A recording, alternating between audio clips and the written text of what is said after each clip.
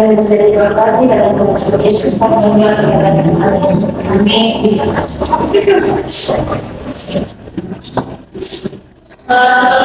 kita mulai pembelajaran, Ibu mau cek kehadirannya dulu. Sebelum masuk materi, Ibu mau cek kehadirannya dulu. Tadi Purwati, Eskariles, Geraldi. Sekarang kita akan mulai pembelajaran kita akan belajar mengenai data. Sebelumnya pernah tidak dengar apa itu data atau bisa jelaskan apa itu arti dari data? Termasuk orang siapa? Ya, silakan. Data adalah sekumpulan fakta yang dikumpulkan.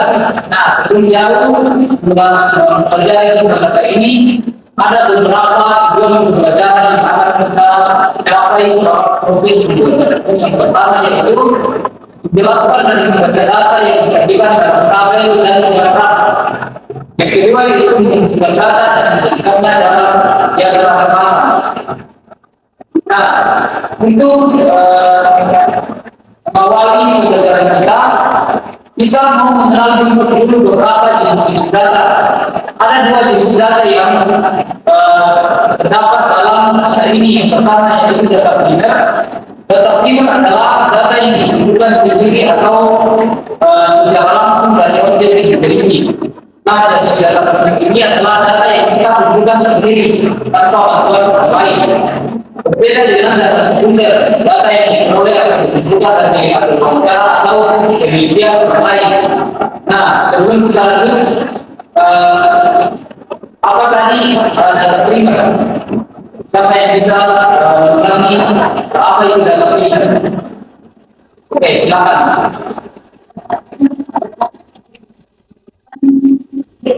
Oke, itu ya. Data primer adalah data yang dikumpulkan sendiri atau secara langsung dari kita sendiri.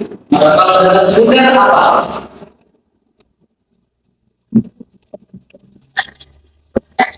Oke, data yang dikumpulkan dari berbagai contohnya. Oke, kita lanjut. Diberi yaitu penyajian data.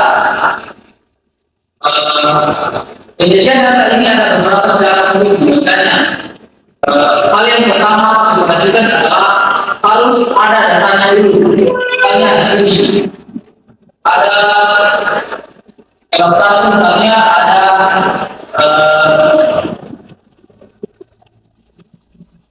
benar siswa. Kelas 2 ada 22 siswa, kelas 3 ada 20 siswa, kelas 4 21 dan kelas 5 ada 22. Nah, sekarang kita akan membuat dalam bentuk diagram batang. Kita akan belajar bagaimana cara membaca data dalam bentuk diagram batang. Misalnya, kelas 1 tadi ada 15 siswa, 20 siswa. Kelas 2 ada 22 siswa, kelas 3 ada 20, kelas 4 ada 21, kelas 5 ada 22. Nah, untuk membaca diagram batang ini, kita hanya perlu menarik garis sejajar sesuai dengan data yang telah kita buat. Misalnya kelas 1 kita tarik membuat sebuah garis tulis di sini, kemudian kita tarik sejajarkan dengan sesuaikan dengan data yang telah dibuat. Misalnya kelas 1 bisa disejajarkan dengan jumlah siswa yang satunya 20 siswa. Kemudian kelas 2 sama, kita membuat garis tulis, kemudian kita sejajarkan. Kelas 3 juga kita sediakan, kelas 4 sama kita sediakan, dan kelas 5 juga kita sama kita sediakan. Nah, inilah bentuk dari diagram batang sendiri. Kita menarik garis sesuai dengan sejajar dengan sesuai dengan data yang telah ditentukan.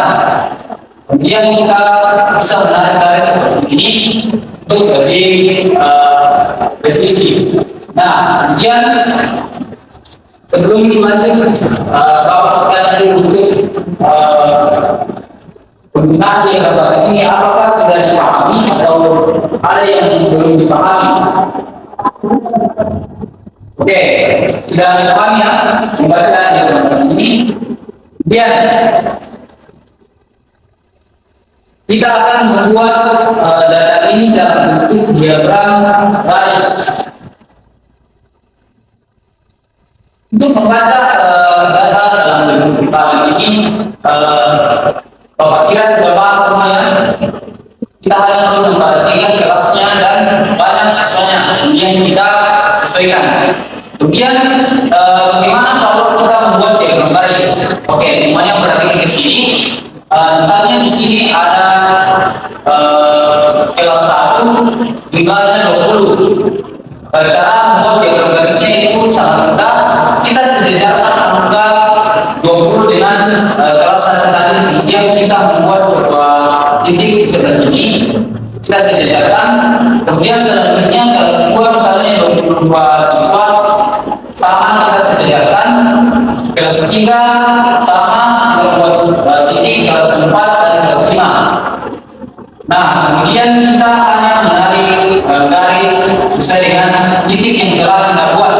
Misalnya kelas 1, kelas 2 kita membuat garis seperti ini, kelas 2, kelas 3, kelas 3 ke kelas 4, dan kelas 4 ke kelas 5. Nah, bentuknya kira-kira seperti ini. Kita sejajarkan, kita bisa membuat garis tersebut seperti ini.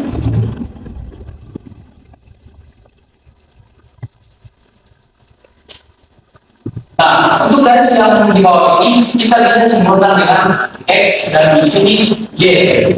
Nah, misalnya sumbu X 1, kemudian sumbu Y-nya ada 20. Nah, untuk membacanya kita hanya perlu membuat sejajarkan dengan data yang telah kita buat.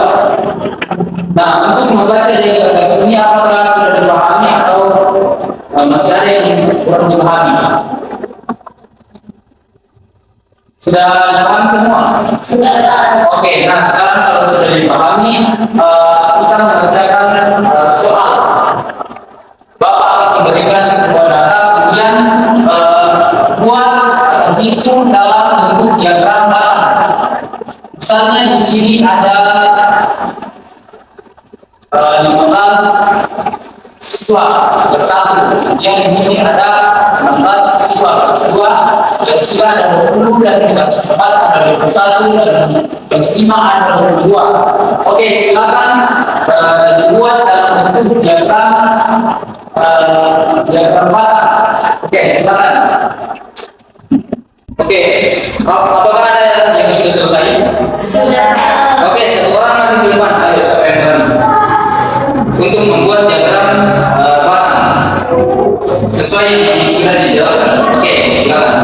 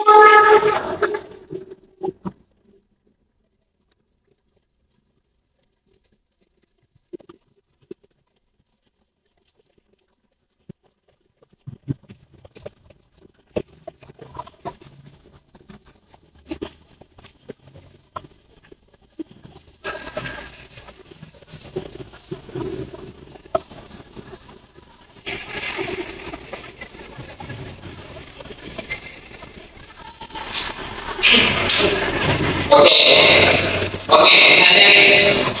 Kelas 1 tadi ada berapa siswa? 11. Oke, itu ya. Kelas 2 ada berapa siswa? 16, Kelas 3 20, 20. Kelas 4 21. Kemudian kelas 5 ada 22. Oke, itu ya. Oke. Nah, kemudian kita bisa ambil garis seperti ini. Oke. Sobat Kiras sudah paham semua mengenai membaca dan membuat diagram ya. Oke, jadi mungkin pembelajaran kita sampai di sini. Jadi tugasnya di rumah yaitu membuat diagram lagi sesuai dengan data ini dengan menggunakan diagram garis. Oke, tadi diagram garis, kemudian caranya di rumah menggunakan diagram garis. Oke, sudah dimengerti semuanya? Oke, mungkin sampai di sini pembelajaran kita.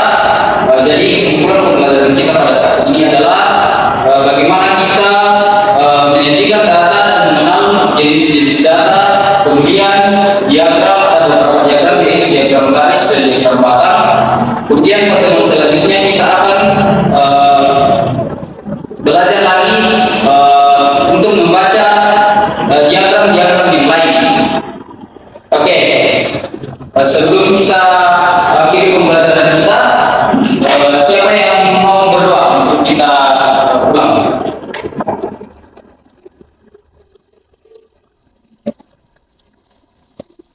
Oke, jadi Bapak yang depan. Wah, berani, berani.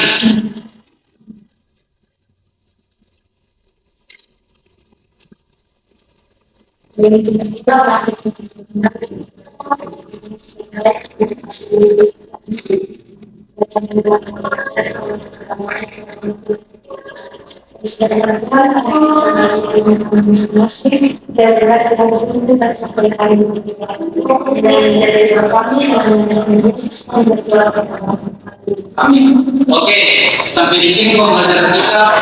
Selanjutnya lebih aktif lagi, lebih semangat lagi belajar dan untuk lebih mengetahui pembelajaran kita selanjutnya. Oke, sampai di sini. Selamat siang.